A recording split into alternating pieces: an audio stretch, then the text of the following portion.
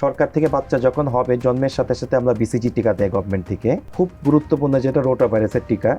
আমরা বাচ্চার 6 সপ্তাহ বয়সের পর থেকে 6 মাসের মধ্যে আমরা 2 ডোজ, কোনো কোম্পানির 3 ডোজে আমাদের রোটা ভাইরাসের টিকা দিতে হয়। এবং এরপরে বাচ্চার যখন 6 মাস হয় আমরা তাকে ইনফ্লুয়েঞ্জার টিকা দিতে পারি। বাচ্চা যখন 9 মাস হয় তখন আমরা তাকে চিকেন পক্সের টিকা দিই। 1 বছর হইলে আমরা তাকে মামসের টিকা দিতে পারি, হেপাটাইটিস এ ভাইরাসের টিকা দিতে পারি। একইভাবে যখন 2 বছর বাচ্চার পূর্ণ হয় তখন আমরা টাইফয়েডের টিকা, মেনিনজাইটিস রোগের টিকা এবং নিউমোনিয়া রোগের টিকা, এই প্রত্যেকটা রোগ কিন্তু বাচ্চাদের জন্য খুব গুরুত্বপূর্ণ এবং প্রত্যেকটা রোগ বাচ্চাদের জীবননাশক এক একটা রোগ।